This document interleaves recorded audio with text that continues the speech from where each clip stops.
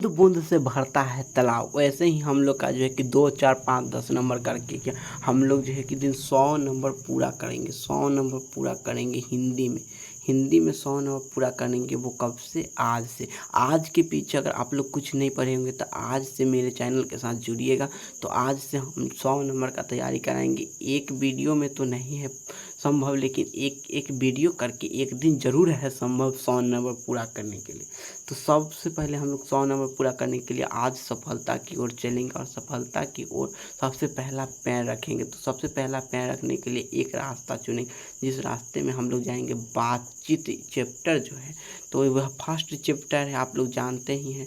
तो इसका जो है चैप्टर नंबर फर्स्ट बातचीत, जो यहीं से हम लोग स्टार्ट करेंगे और बातचीत के बारे में कुछ जानेंगे। तो बातचीत जो है बालकृष्ण भट्ट जी का लिखा हुआ था। बालकृष्ण, देखिए यहाँ पे लिखा हुआ है कि बालकृष्ण भट्ट, देखिए यहाँ पे आप लोग देख सकते हैं कि लिखा हुआ है बालकृष्ण भट्ट। तो यही बातचीत के जो है लेखक थे बालकृष्ण भट्ट। तो बालकृष्ण भट्ट का जन्म है 23 जून 1844 ईस्वी को हुआ था। 23 जून 1844 ईस्वी को बालकृष्ण भट्ट का जन्म हुआ था। इनके पिता का नाम था बेनी प्रसाद भट्ट। यह भारतेंदु युग के कवि थे और यह एक निबंधकार थे। तो आगे हम लोग जो है कि क्वेश्चन के माध्यम से ही और जानकारी जानेंगे। तो सबसे पहला क्वेश्चन कह रहा है हम लोग को बातचीत शीर्षक निबंध, यानी आप लोग यहाँ से क्वेश्चन से एक आंसर क्लियर कीजिए कि बातचीत शीर्षक जो है निबंध है। बातचीत शीर्षक निबंध है। तो बातचीत शीर्षक निबंध के अनुसार कुछ मवाद या धुआं रहता है वो भाप बनकर निकल पड़ता है। कैसे?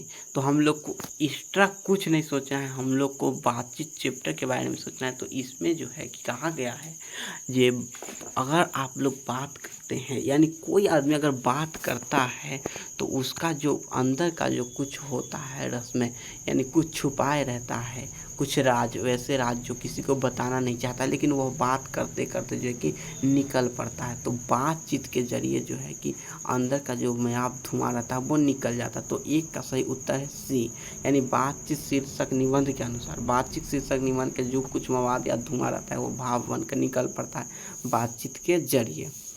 2 नंबर प्रश्न कहता है जैसा काम वैसा परिणाम किस लेखक द्वारा रचित है। तो हम लोग देखेंगे कि कौन कौन लेखक का नाम दिया गया है। एक में है रामधारी सिंह, 2 में बालकृष्ण भट्ट, सी में जयप्रकाश नारायण, डी में मनमोहन डाकिस।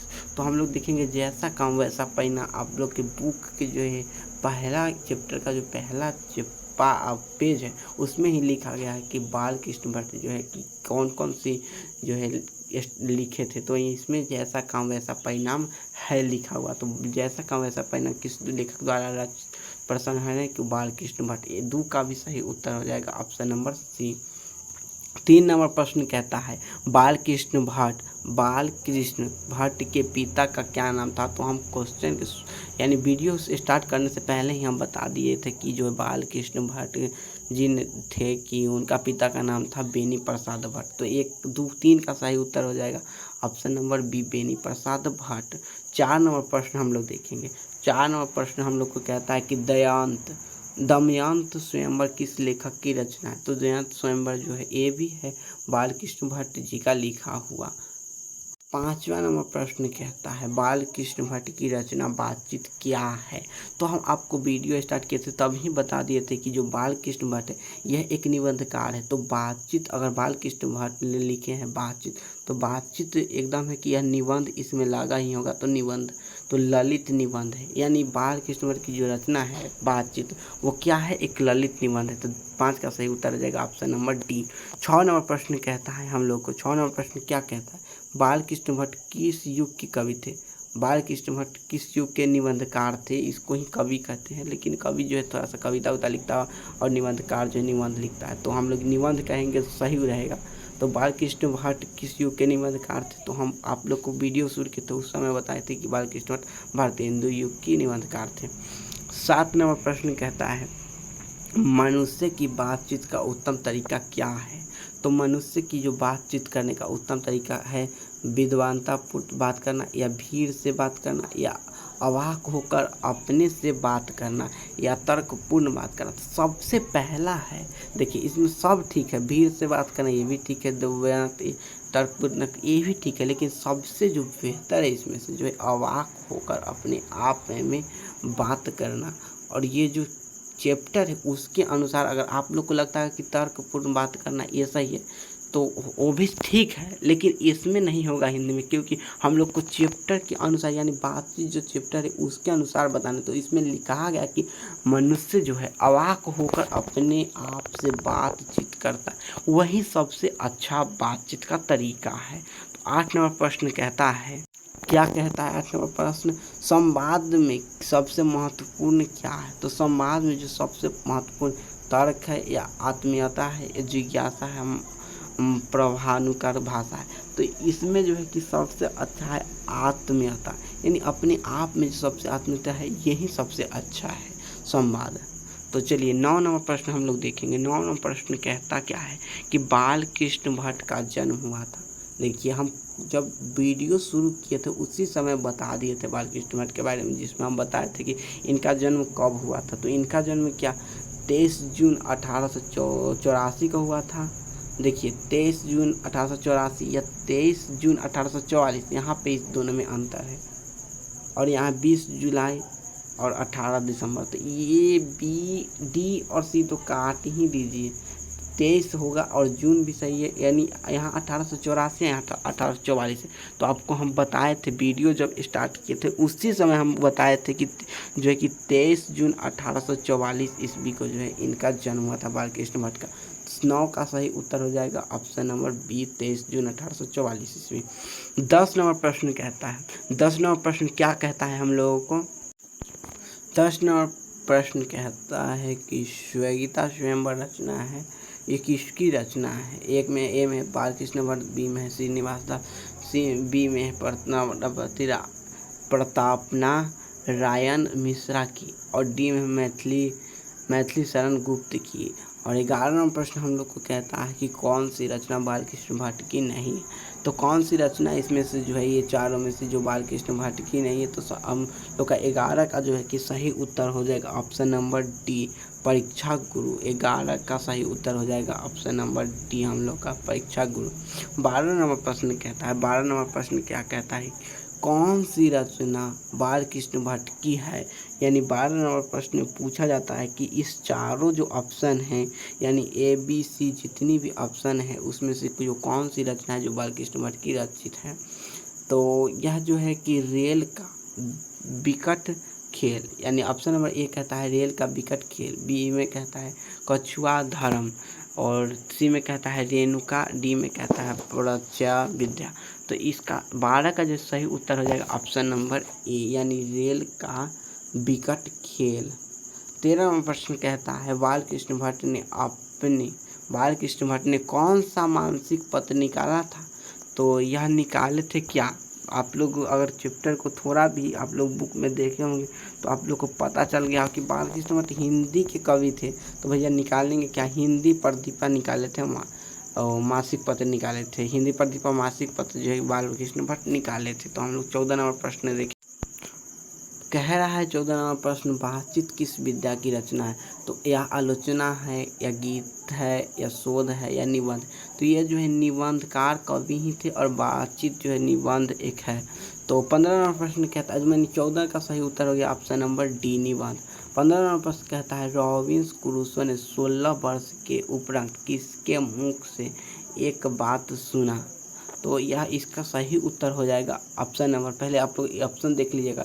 ए में कहता है फ्राइडे, यानी 15 के जो ऑप्शन नंबर ए है उसमें कहता है फ्राइडे के, और बी में कहता है कि संडे के, और सी में कहता है एडिशन के, और डी में कहता है स्टील के। तो इसका जो सही उत्तर हो जाएगा फ्राइडे के, यानी 15 मतलब जो 15 का जो सही उत्तर हो जाएगा ऑप्शन नंबर ए।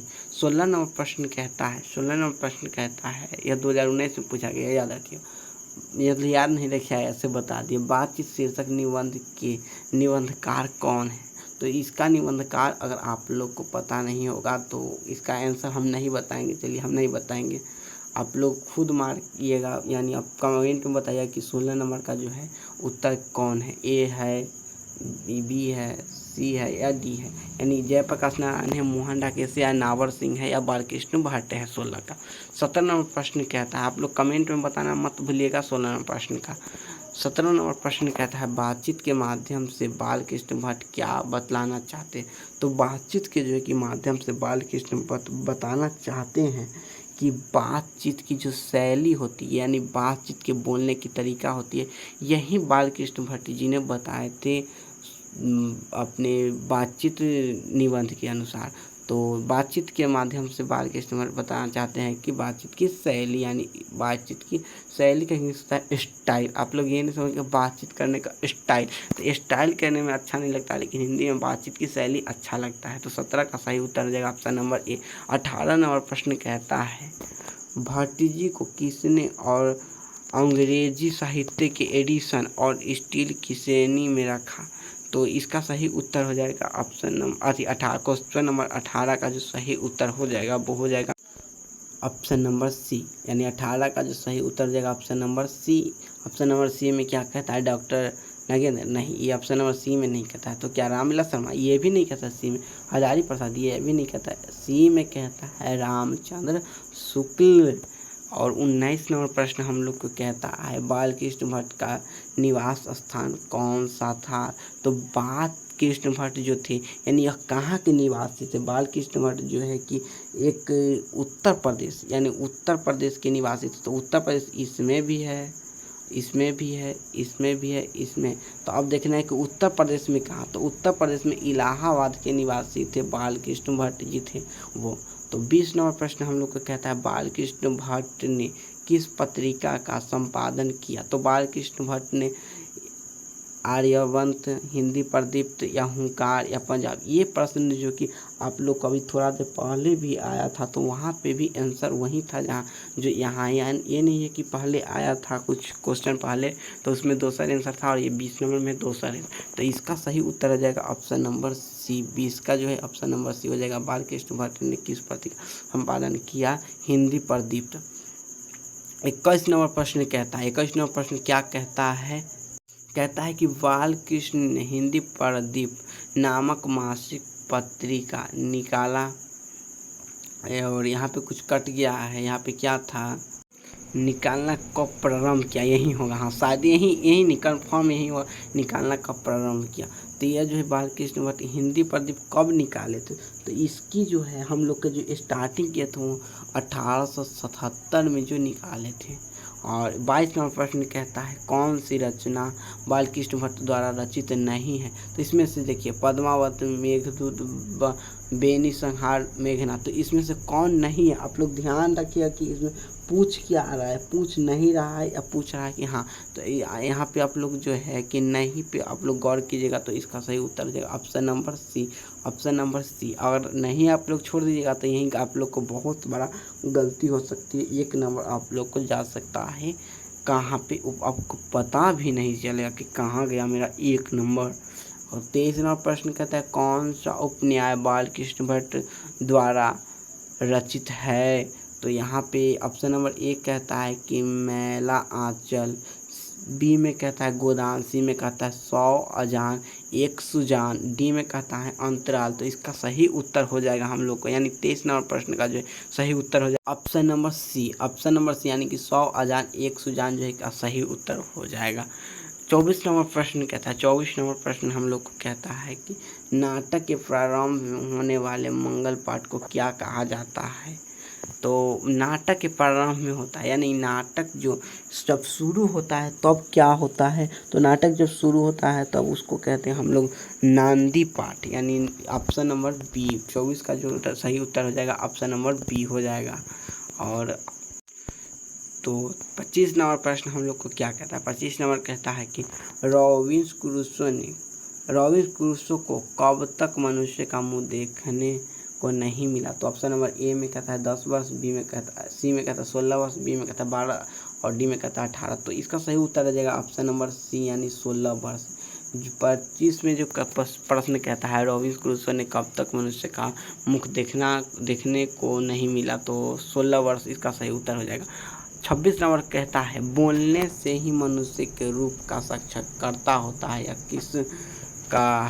किसने कहा था ये हुआ, तो ये जो है आप लोग को जो कहा था बेन जॉनसन जी ने कहे थे, यानी 26 का सही उत्तर हो जाएगा ऑप्शन नंबर बी। 27 नंबर प्रश्न हम लोग को कहता है कि असल बातचीत सिर्फ दो व्यक्तियों में ही हो सकती है, किसका मत है, तो यह एडिसन जी का मत था, या बेन जॉनसन जी का, स्पेंसर का, या मिल्टन का, तो यह एडिसन का जो मत था।